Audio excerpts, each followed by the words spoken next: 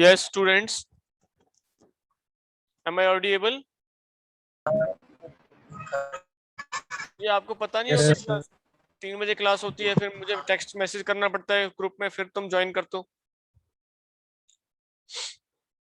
Okay, ये याद रखा करो, टाइम पे आओ क्लास में।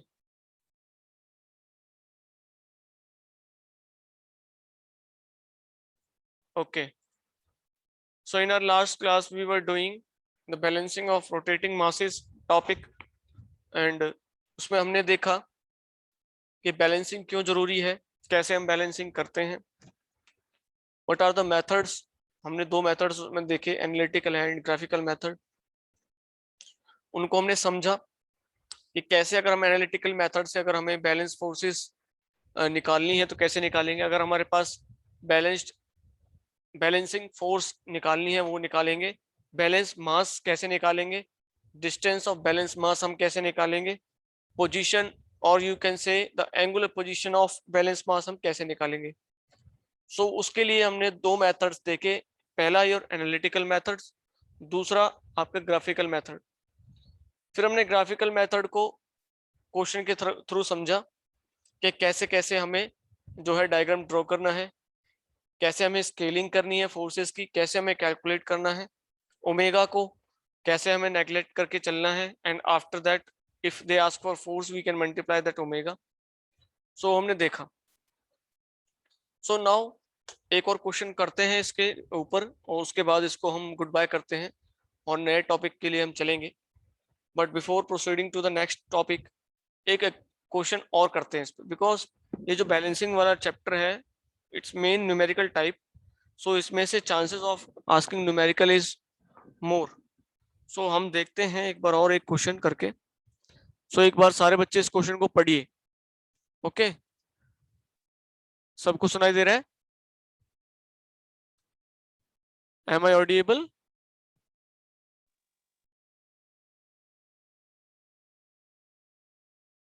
Yes.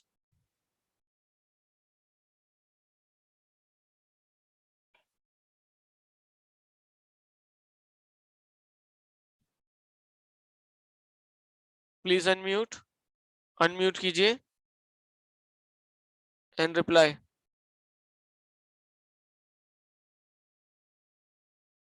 Unmute and reply.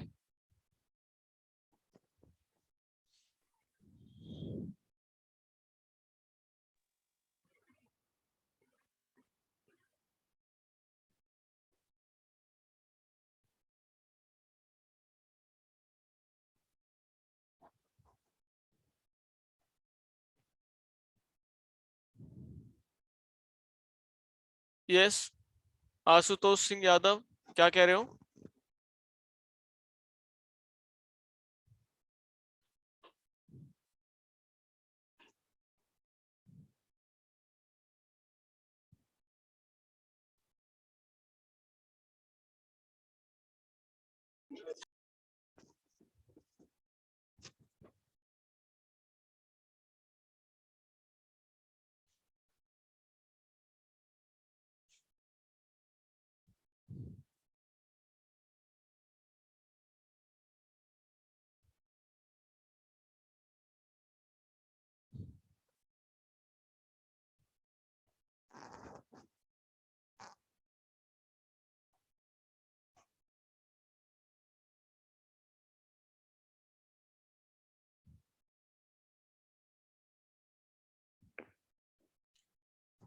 Yes students, talk to मी।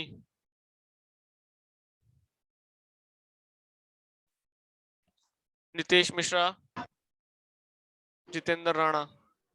बच्चों ये क्वेश्चन है जो मैंने लास्ट क्लास में आपको समझाया था, ये एक बार पढ़िए। और इसका जो डायग्राम बनता है ना, वो वाला लाइन डायग्राम जो हम बनाते थे, लोकेशंस जो दिखाते थे, ये वाला डायग्राम, ये वाला, अरे यार कौन सी क्लास में। ये जो है ना, ये वाला देखो, ये वाला डायग्राम, ये सबको बनाना है अभी, ये वाला नहीं बनाना, बिकॉज इसमें आपको प्रोजेक्टर की रिक्वायरमेंट होगी। सिर्फ मुझे आप ये वाला डायग्राम बनाइए, ठीक है?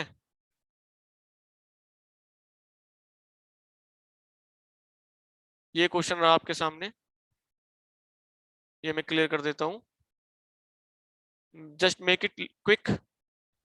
ठीक है, ये चीज मैंने कल आपको समझा दी थी, आप इसको बनाइए फटाफट से, देन वी विल प्रोसीड।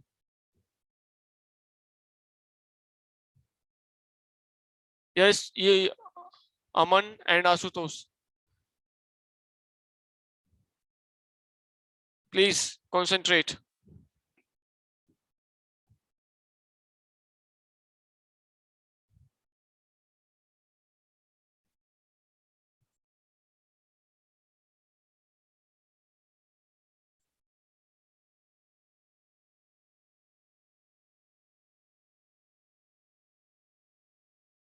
समझे आप बात को, मैं क्या कह रहा हूं?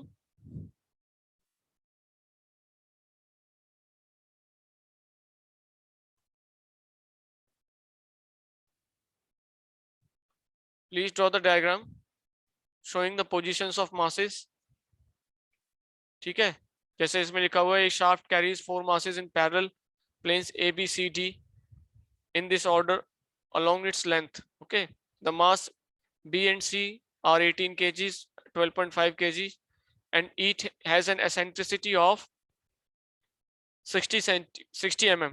Eccentricity means जो आपकी पोजीशन है, यानी कि जिस पे वो रोटेट कर रहे हैं उसका जो रेडियस है, that is 60। Mass of A and D have eccentricity, ये मतलब इसका जो रेडियस ऑफ रोटेशन है वो ये वाला है। The angle between the masses B and C is 100 and that between the masses B and C, B and A is 190, both being measured in the same direction. The axial distance, देखो ये वाला जो है यहां से आपके लिए important है डायग्राम जो बनाने के लिए। The axial distance between A and B is 100 mm and between B and C is 200 mm. Find if the shaft is completely dynamic balanced. Determined, पहला, the magnitude of mass of A and D, the distance between A and D, and the angular position of D. So ये वाला आप आसानी से निकाल सकते हो उस वाले डायग्राम से। तो मुझे सिर्फ ये वाला आप ड्रॉ करके बताइए, ड्रॉ कीजिए जल्दी and switch on your cameras, मुझे दिखाइए आप। पढ़ लिया सबने? I am giving you 3 minutes.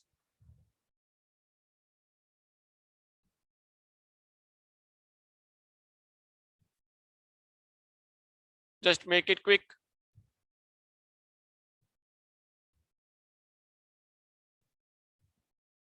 जल्दी जल्दी बनाइए।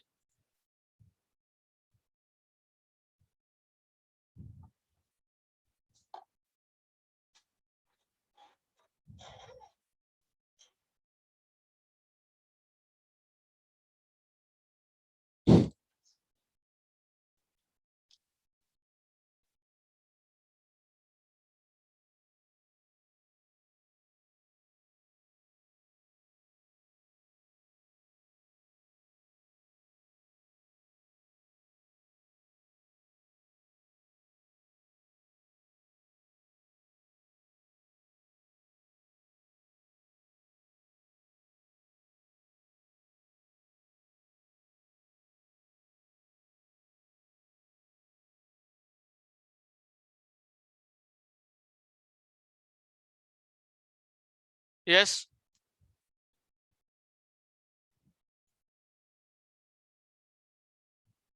Yes, switch on your cameras and show me. I want to see कितना प्रोग्रेस किया है।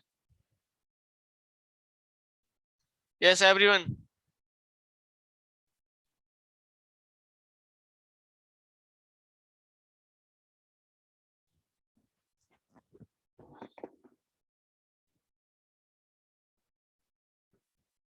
बताइए, कोई भी बोल क्यों नहीं रहा है? बना रहे हैं। ओके, बनाइए बनाइए, गुड। दिखाऊं आपको दोबारा क्वेश्चन दिखाऊं क्या? बनाइए, good, very good. Take your time.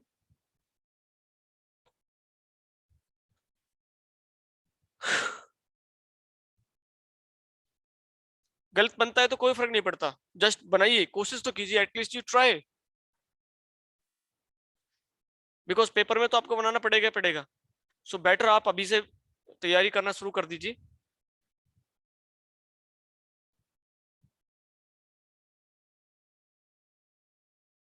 It will be much easier for you to understand the topics. Yes.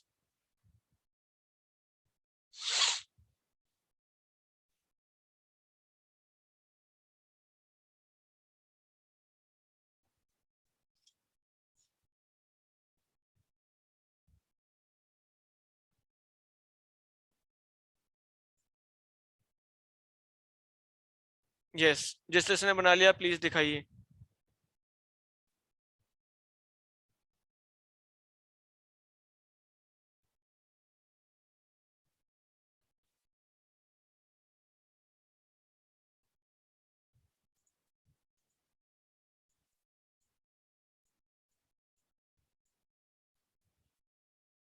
Okay Tushar, okay okay, anyone else? और किसने बनाया है? Yes, Tushar Kanaujia, good. देखते हैं अभी।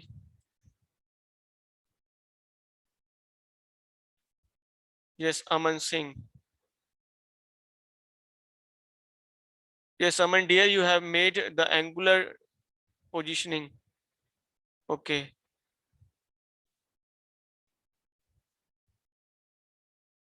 वो दूसरा वाला डायग्राम क्यों नहीं बनाया, इनिशियल वाला, जो पहला वाला जो मैंने बनाने के लिए बोला था?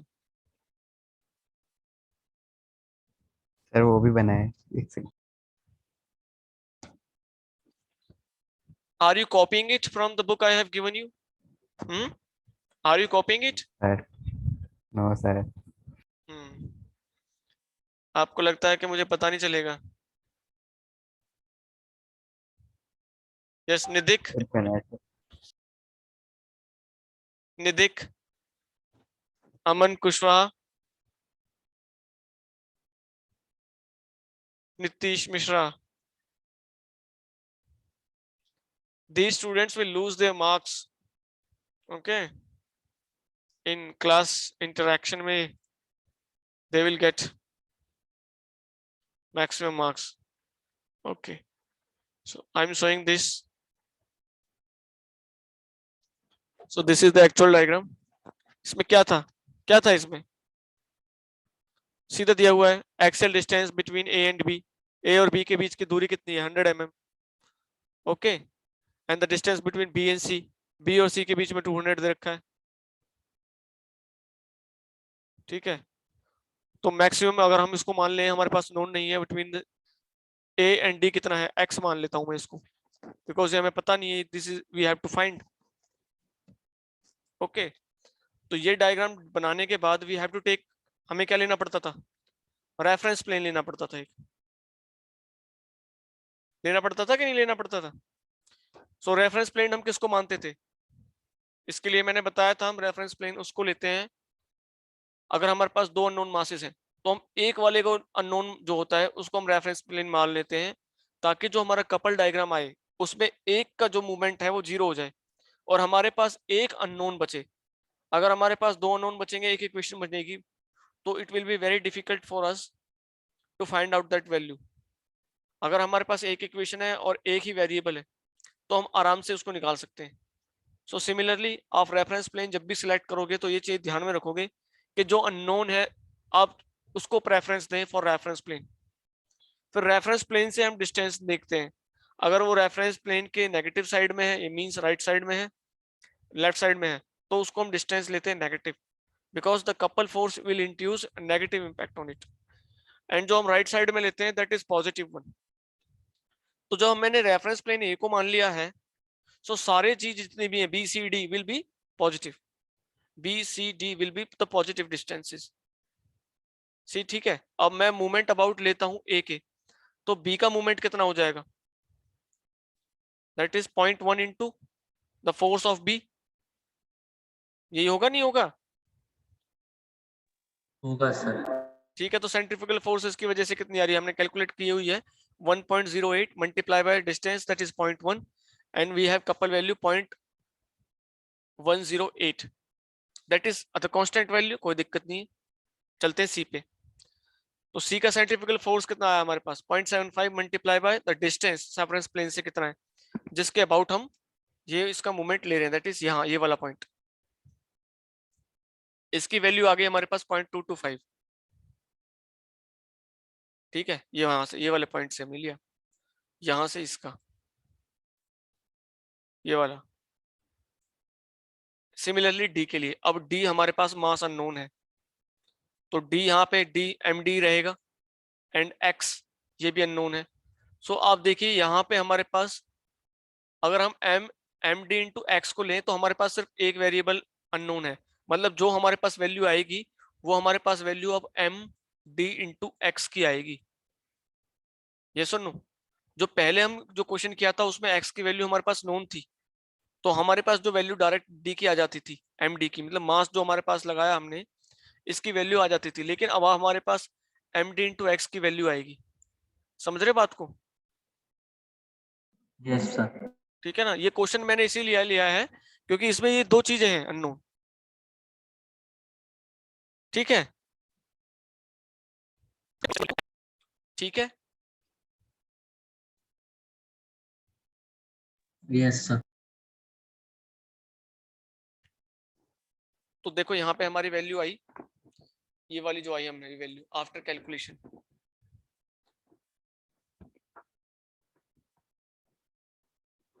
और नेट जो सेंट्रीफ्यूगल फोर्स है उसको अगर हम बैलेंस करते हैं, if we balance the net centrifugal force,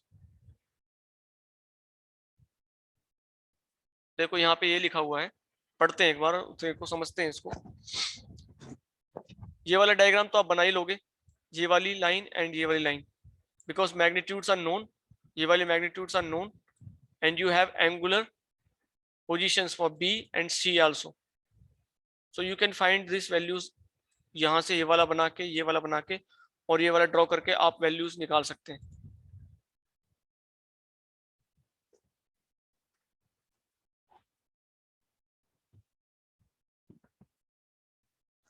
sir निधिक पूछ रहा है, मैसेज करके बोल रहा है कि सर से फर्स्ट पूछ, मुझे समझ नहीं आ रहा।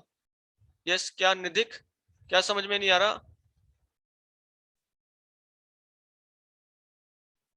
निधिक क्या समझ में नहीं आ रहा डियर?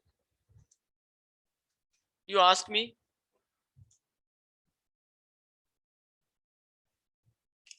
यस अमन, कहाँ है अमन? अमन बोलो। Yes, speak out Aman. Nitish? Sir Aman का माइक कनेक्टेड नहीं है। सर कौन सा अमन? हाँ बोलिए।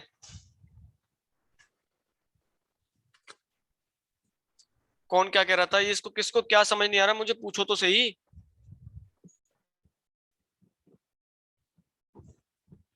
ये निधिक क्या कह रहा है? क्या समझ में नहीं आ रहा डियर?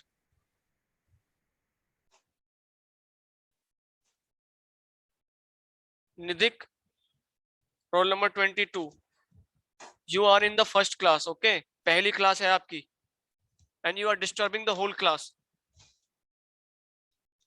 समझ में कैसे आएगा? आप पहली बार आ रहे हो क्लास में, हैं?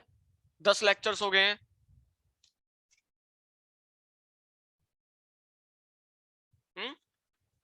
10 लेक्चर्स में आप पहले लेक्चर में आके सब चीज समझ लोगे। ये बच्चे उस दिन से रेगुलर आ रहे हैं, इनको समझ में आएगा कि आपको समझ में आएगा? And you are not asking me directly, just texting is to one each other।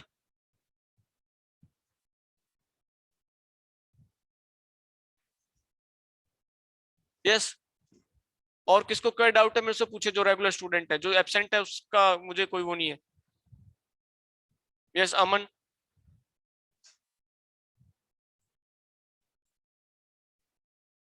Aman, निधिक, Tushar, Kanaujia, Aman sir Kushwaha. मैंने तो कुछ बोला ही नहीं। नहीं, मैं आपसे ये नहीं कह रहा, मैं कह रहा हूँ ये चीज जो मैं बता रहा हूँ आपको, लास्ट क्लास में मैंने समझाया, आपको समझ में नहीं आया क्या किसी को भी? आ गया था सर। तो इसको आप खुद बनाओ ना बैठ के। एक क्वेश्चन मैंने बुक आपको प्रोवाइड करा दी है, समझा मैंने दिया, आप प्रोटेक्टर लीजिए, आप कंपास लीजिए, ये मार्क करके बनाइए इसको, ये पेपर में आएगा ये क्वेश्चन, मैं बता रहा हूँ आपको, पहले मैं बता रहा हूँ ये क्वेश्चन आएगा, पेपर में आएगा, ये सारे इनमें से कोई क्वेश्चन उठ के आ जाएगा सीधा सीधा, वैल्यूज चेंज होंगी बस।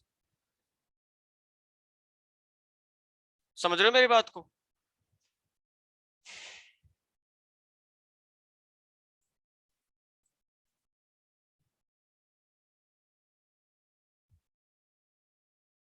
अब ये क्वेश्चन आप खुद करिएगा, कल डिस्कस करेंगे इसे, ठीक है? नोट कर लीजिए इस क्वेश्चन को, और मुझे सबका रिप्लाई चाहिए इस क्वेश्चन पे, समझे बात को? Is that clear? Yes sir. We will discuss this. Sir एक डाउट था सर। हाँ पूछे। सर मतलब क्लास ले लेती है वैसे, मतलब सर कि जैसे लास्ट क्लास पढ़ती है तो थोड़ा सुबह से क्लास ले लेके हम थक जाते हैं, हमारा एक योगा का सर लेक्चर होता है, अगर आप अपना लेक्चर उसकी जगह, वो सेकंड लेक्चर होता है सुबह से सर, बच्चे मेरी, हाँ पूछे और बोलिए। तो उसकी जगह अगर आप रख लेंगे तो हम और अटेंटिव रहेंगे सर, क्योंकि इस टाइम बच्चे तक सारे बच्चे थक जाते हैं और क्लास भी नहीं ले मेरी पाते बात सुन रहे हो काफी। आप? मेरी बात सुन रहे हो आप? दिस इज बोलिए not in sir. My hands. जो मैनेजमेंट टाइम डिसाइड करती है किसको कब लेक्चर देना है। I am taking continuously 3 lectures, 2 से 3, 3 से 4, 4 से 5, I am taking continuous lectures, ठीक है? और हर एक बार मैं आपका लग रहा हूँ, उससे पहले मुझे 7th सेमेस्टर का दिया हुआ था, आपका लेक्चर लेता हूँ, फिर मैं 7th सेमेस्टर का लेता हूँ, उससे पहले मैं 10 बजे एक लेक्चर लेता था। तो हर एक का जो है फैकल्टी को आप अरेंज करना है, 8 लेक्चर्स के अंदर अंदर हमें 6 लेक्चर्स के अंदर अंदर सबको क्लासेस को देना है, तो वो मेरे हाथ में नहीं है कि मुझे कब कौन सा लेक्चर लेना है। That is purely managerial decision, okay? ये मैं नहीं कर सकता, HODs विल डिसाइड, ठीक है, कि किसको कौन सा लेक्चर कब लेना है। समझे मेरी बात को बच्चे? Okay sir. We have to manage everything. अब देखो जो 4 से 5 बच्चा जो क्लास लेगा उसका क्या हाल होगा, अगर वो भी मॉर्निंग से क्लास ले रहा है, 4 से 5 ले रहा है, okay? But you have an advantage कि आपको घर बैठे रहना है, और 1 से 2 बजे तक तो आपका ये 1 से 2 ब्रेक होता है आपका, यस और नो? आप आराम से लीजिए। 12 से 1 सर, 12 से 1। आप 12 से 1 लगा लो, 12 से 1 है ब्रेक आपका, 1 से 2 है। जी नहीं नहीं, 12 से 1 है सर। अच्छा 12 से 1 है, चलो जो भी है, you have a break in between ना, ठीक है? तो रिप्लाई नहीं करते हो तुम बिल्कुल भी। ये सब्जेक्ट बहुत इंटरेस्टिंग है अगर आप इसको ढंग से पढ़ना चाहो। मैं आपको एक एक चीज डिटेल में बता रहा हूँ, छोटी छोटी चीजें, D theta by D T भी मैं आपको बता रहा हूँ, ओमेगा होता है, बैलेंसेस कैसे करना है वो बता रहा हूँ, मैं आपको बिल्कुल कोर कॉन्सेप्ट से पढ़ा रहा हूँ। ऐसे कोई पढ़ाएगा नहीं, मैं बता रहा हूँ, उड़ा देते हैं इस सब्जेक्ट को वो प्रोफेसर, सीधा सीधा ये बिकॉज उन्हें लगता है कि बच्चे सब चीज पढ़ के आए हैं, उनको फ्रिक्शन पता है, F is equal to mu R और म्यू एन। वो ये समझाते नहीं है कि F is equal to mu N, mu is the coefficient of friction and R is the reaction force acting on the body. ये नहीं बताते वो उनको पता है कि हाँ ये बच्चा इनको पता है, ये फिजिक्स पढ़ के आए हैं 12th में, और मैं आपको कोर कॉन्सेप्ट से पढ़ा रहा हूँ। आपको तब भी समझ में नहीं आ रहा, एक बच्चा मेरे से पूछ रहा है निधिक सर मुझे समझ में नहीं आ रहा, और वो भी दूसरे बच्चों के थ्रू पूछवा रहा है कि उसके मुंह में जवान नहीं है क्या, वो नहीं पूछ सकता? अगर आज आप क्वेश्चन नहीं पूछ सकते अपनी लाइफ में कैसे काम करोगे आगे बढ़ के? अपना हक कैसे मांगोगे? You will be exploited everywhere. सिर्फ पढ़ने के लिए क्लास में मत आओ, जीवन को कैसे जीना है ये भी आप सीखते हैं हम क्लास में, कोऑर्डिनेशन कैसे करना है बच्चों के साथ, फ्रेंड्स को के साथ कैसे बिहेव करना है, टीचर के साथ। आप यहाँ आ रहे हो कुछ सीखने के लिए आ रहे हो, मुझे कैसे पता चलेगा आपको कुछ चीज आ रही कि नहीं आ रही? Until and unless you reply. आप जानवर तो नहीं हो ना कि इंजेक्शन लगा दिया, पता नहीं भाई क्या हो रहा है इसको, एक भैंस है वो दूध नहीं दे रही, डॉक्टर आया इंजेक्शन मारा उससे कुछ आराम नहीं हुआ, पता ही नहीं चला डॉक्टर को कि क्या हो गया उसको, फिर दवा मारा, दूसरी दवाई मारी, उसको नहीं हुआ कुछ भी, 4-5 इंजेक्शन लगा दिए, पता नहीं कौन सी दवाई से उसको असर हो गया, क्योंकि वो रिप्लाई तो करेगी नहीं। तो आर यू एनिमल्स? रिप्लाई क्यों नहीं करते हो? अगर आपको समझ में नहीं आ रहा जस्ट स्ट्रेट अवे कहिए आपके सर मुझे रिप्लाई, मुझे नहीं आ रहा समझ में, ये वाला टॉपिक नहीं समझ में आया यार, ये वाला पॉइंट मुझे नहीं समझ में आया, प्लीज रिपीट इट।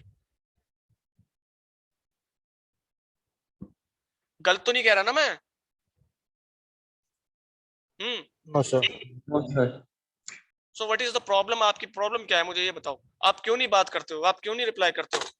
जब मैं पूछता हूँ आपको समझ में नहीं आया, कोई रिप्लाई नहीं करता, या तो आप सो रहे हो, क्लास में अटेंटिव नहीं हो, ऑन करके फोन अपना बस चल रहा है लेक्चर, ओके रेडियो चल रहा है, आज तो रेडियो चल रहा है, EIT रेडियो चल रहा है, डोम का लेक्चर चल रहा है आज तो। ऐसा है क्या कुछ? No sir. यार आपने मूड खराब कर दिया, आज मैं इतना अच्छे मूड से आया था, ये वाला लेक्चर लेके इतना अच्छा अच्छा मैं क्वेश्चन लेके आया आपके लिए, और ये बुक मैंने आपको दे दी है, बुक देख लेते, बुक देख के बना देते वो डायग्राम, वो एक लड़के ने बनाया बुक देख के, कम से कम चीटिंग कर रहा है, वो स्मार्टनेस तो है चीटिंग की उसमें, तब भी नहीं बता रहे आप।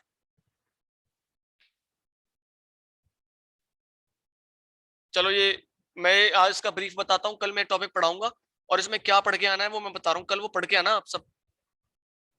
कल है ना आपका लेक्चर डोम का, फ्राइडे है ना कल? Yes sir. तो फ्राइडे को तो आपकी लैब होती है शायद। Yes sir. कोई बात नहीं, देखते हैं, लैब भी करेंगे। नेक्स्ट मंडे तक तो पढ़ के आना इसको, एक बार मैं इसको बता रहा हूँ, मंडे तक ये सारी चीजें पढ़ के आना, फिर हम इस टॉपिक को अच्छे से पढ़ेंगे। मैं बता रहा हूँ ये टफ टॉपिक है, बहुत सारी चीजें आपको समझ में नहीं आएंगी, इसलिए पहले पढ़ लेना। Okay so Okay. अभी जो हमने बात की थी वो हम बात कर रहे थे rotating balancing of rotating masses. Now this is the topic concerning the balancing of reciprocating masses. जैसे आप एग्जांपल लीजिए, सिंगल सिलेंडर आपका जो बाइक का इंजन होता है दैट इज रेसिप्रोकेटिंग इंजन, और सिंगल सिलेंडर है ज्यादातर जो पे इंडिया में जो गाड़ी हमारी बाइक्स बनती हैं सिंगल सिलेंडर पे बनती है। तो जब ये रेसिप्रोकेट करेगा सो इसके अंदर कुछ अनबैलेंस फोर्सेस भी होंगी, शेकिंग फोर्सेस होंगे, अनबैलेंस फोर्सेस होंगी। सो उनको बैलेंस कैसे किया जाए? जब जेम्स वॉट ने सबसे पहले स्टीम इंजन बनाया तो थोड़ी देर चला, उसके बाद इतना ज्यादा वाइब्रेशन हुआ कि लॉन्ग टर्म तक उस इंजन को चला पाना पॉसिबल नहीं था। सो उन्होंने जब देखा कि because of the unbalance forces running of this system और the engine for long duration is not possible, बहुत ज्यादा अध्ययन हुआ, स्टडीज हुई, तो उन्होंने देखा there is unbalance force because of this reciprocating mass. तो उन्होंने इनको बैलेंस करने के लिए सोचा कि इन बैलेंस कैसे करें इन फोर्सेस को, ताकि जो हमारा जो सिस्टम है, जो हमारा इंजन है, वो लॉन्गर ड्यूरेशन तक चलता रहे। तो उन्होंने क्या किया, ये जो मास m है सिलेंडर का, ये पिस्टन का, इसको उन्होंने एज्यूम किया एट अ पॉइंट C, कि हमने, क्योंकि this is connected to the connecting rod, और ये यहाँ पे फोर्स एक्सर्ट कर रहा है, जब हम इनर्शिया फोर्स हम निकालते थे that is mr omega square cos theta plus cos 2 theta by n, जो हम निकालते थे, निकाली थी ना हमने डायनेमिक बैलेंसिंग और डायनेमिक जो हमने बैलेंसिंग किया था, yes sir. Dynamic force analysis, ये वाला, ये देखो इसमें हमने इनर्शिया फोर्स निकाली थी, this was the inertia force, कहाँ गई, yes this is the inertia force, this is the acceleration, that is r omega square cos theta plus cos 2 theta by n, and multiply by mass, then it will become mr omega square cos theta plus cos 2 theta by n, okay, because force is equal to mass into acceleration.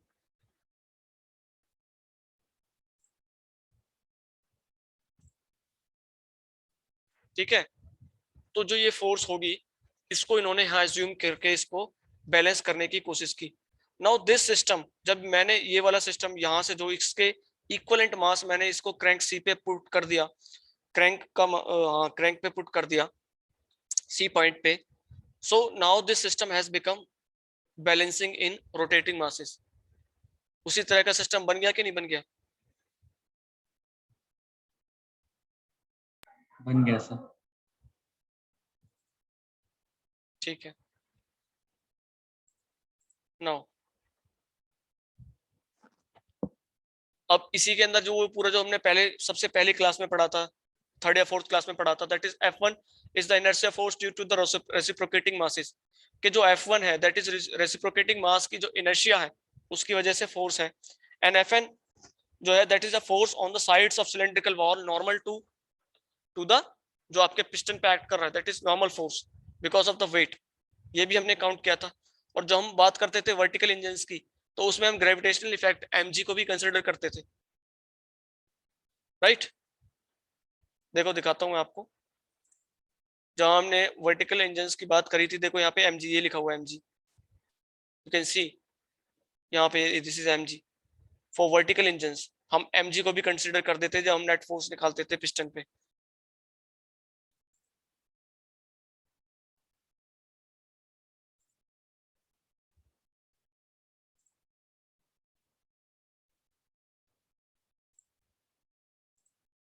Okay, and fb is the force acting on the crank bearing due to, ये जो force है acting on the crank bearing, यहाँ पे जो force act कर रही थी, ये भी हमने फाइंड आउट किया था उसमें। सो ये वाली जो फॉर्मूलाज हैं आपको एक बार पढ़ के आने हैं, उसमें से कौन कौन से फॉर्मूला कैसे थे लास्ट वाली क्लास में जो हमने पढ़ा था, then we will discuss this. तो जब हमने ये वाली फोर्स उठा के, ये वाला मास उठा के यहाँ पे रख दिया, तो इसकी वजह से जो सेंट्रीफ्यूगल फोर्सेस एक्ट करेंगे बॉडी पे, वो इसके करस्पॉन्डिंग होंगे जो एक्सेलरेशन इसका है। बिकॉज जो यहाँ पे जो फोर्स आ रही है वो एक्चुअली इस मास की वजह से नहीं है जो सी पे है, because of the mass at m, तो एक्सेलरेशन भी हम इसी का तो काउंट करेंगे, क्योंकि जो अनबैलेंस फोर्सेस जो इंड्यूस हुई हैं यहाँ पॉइंट सी पर, वो इसकी वजह से है, ना कि rotating mass on C. Getting my point? Yes sir. तो acceleration will be corresponding to the rotational, जो आपका रेसिप्रोकेटिंग मास है, तो उसका एक्सेलरेशन हम निकालते थे r omega square cos theta plus cos 2 theta by n, और मैं इसको मल्टीप्लाई करूं m से, जो मास आपका रेसिप्रोकेट कर रहा है, that is m is the mass of reciprocating part, then the force, inertia force, that is m omega square r cos theta plus cos 2 theta by n. Okay, now this has two components, देख m r omega square cos theta plus m r omega square plus cos 2 theta by n, ये होगी। So जो पहली है that is cos के जो force है, this is the maximum force, so is big where the component is very very high, and other जो m r omega square cos 2 theta by n है, वो एक छोटा कंपोनेंट है, माइल्ड कंपोनेंट है। तो जो बड़ी फोर्स है उसको हमने फोर्स किया, that is primary unbalanced force, और जो दूसरा वाला कंपोनेंट ये प्लस के साथ जो ये cos 2 थीटा बाय n है into m r omega square, that is your secondary unbalanced force. Now हमें बैलेंस जो करनी है वो इन दोनों फोर्सेस को बैलेंस करना है, बट जो मेन कल्प्रिट है, जो मेन दर्द है इस इंजन को जो चलने नहीं दे रहा है, that is primary unbalanced forces. तो सबसे पहले जिसको हमें टारगेट करना है दैट इज ये वाली फोर्स जो है M R omega square cos theta, that is primary unbalanced force. इसको सबसे पहले हमको खत्म करना है। जो हमारा जो दर्द है सिस्टम का, जो हमारा पिस्टन को चलने नहीं दे रहा है, जो हमारा सिस्टम चल नहीं पा रहा है फॉर लॉन्गर ड्यूरेशन, वो because of these two forces, that is primary and secondary, and our target is to balance this primary force before going to the secondary unbalanced force. तो प्राइमरी अनबैलेंस्ड फोर्स को सबसे पहले हमें target करना है। अब ये कैसे कैसे करेंगे और कहां कहां कैसे कैसे होगा, that we will see in our next class. उसके लिए आपको ये सारा चीज पढ़ के आना है, जो पहला कॉन्सेप्ट है। Then we will go for the balancing of the reciprocating mass. ठीक है, जो मैंने आपको टायर्स दिखाए थे व्हीकल के ट्रैक्स पे मैंने दिखाए थे ना आपको, एक मैंने फोटो दिखाई थी आपको और लोकोमोटिव की, ये वाली। तो दिस इज ये रेसिप्रोकेटिंग, देखो ये पीछे दिख रहा है ये वाला इंजन, ये वाला पार्ट, ये रेसिप्रोकेटिंग सिलेंडर है आपका, है ना। और एक्चुअली में जो व्हील है ना, व्हील ये आपकी क्रैंक है, अगर हम कंसेप्ट के हिसाब से देखें तो ये क्रैंक के पीछे this is the balancing mass. तो ये इसकी वजह से है, जो इसकी वजह से अनबैलेंस्ड फोर्स आई हैं उनको यहाँ पे हमने बैलेंस किया है इस वेट की वजह से।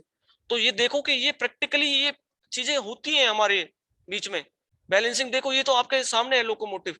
ये इंजीनियरिंग सिर्फ किताबों में तक सीमित नहीं है, इसके प्रैक्टिकल एप्लीकेशंस हैं जो हम पढ़ रहे हैं। देखो ये पहले एग्जिस्ट कर रहा है, ये किसी इंजीनियर ने पहले सोच समझ के किया है। और इसको देखो रेलवे में हमने टायर्स पे लगाया हुआ है, इसको व्हील को वेट क्यों लगाया हुआ है, इसलिए लगाया हुआ है क्योंकि अनबैलेंस फोर्सेस है, उनको बैलेंस करना है। So these have their practical applications. So try to understand these topics carefully.